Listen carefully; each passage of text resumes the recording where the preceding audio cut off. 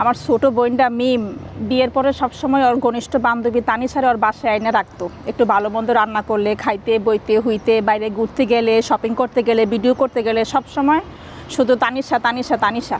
তো তার একদিন কইলাম, বলে লো বোন, ইয়া করছে তোর জামের তো মতি গতি বেশি বালা না, তোর বান্ধবীটারে তোর ঘরে বেশি একটা জায়গা দিস না, তাই রোদে হাব বাপ বালা না। তা আমার বোনে আমার উত্তর দিল যে তোমরা বড়রা সবসময় একটু বেশি বুঝো, তাই আমার ঘনিষ্ঠ বান্ধবী, তাই কি আর আমার গলায় ছুরি মারবো? তো যাই হোক, আসলে বড় মানুষের কথা মানে মুরব্বীর কথা কিছুদিন পরে হইলেও ফলে। তো তাই মানে আমার বোনের ঘনিষ্ঠ বান্ধবীটাই অবশেষে তার গলার মধ্যে ছুরি চালাই দিল।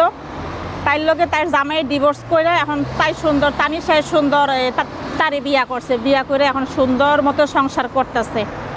তো এই ত্রিভুজ প্রেমের কাহিনী আমাদের সমাজকে এটাই শিখিয়ে দিয়ে যায় যে আমাদের অনেকেরই আত্মীয় স্বজন থাকে, ঘনিষ্ঠ বান্ধবী থাকে, মামাতো বোন, চাচাতো বোন, খালাতো বোন, ফুফাতো বোন থাকে, যারা গ্রাম থেকে শহরে আসে চাকরির জন্য, যারা গ্রাম থেকে শহরে আসে চিকিৎসা করানোর জন্য আপনার বাসায় থাকতে চায়, বাট ভুলেও থাকতে দিবেন না। প্রয়োজনে কিছু টাকা দিয়ে বিদায় করে দিবেন, কিন্তু নিজের ঘরে কখনো থাকতে দিবেন না। যদি দেন কিছুদিন পরে দেখবেন যে ও আপনার সতীন হয়ে গেছে। ঠিক আছে? তো সবাই ভালো থাকবেন।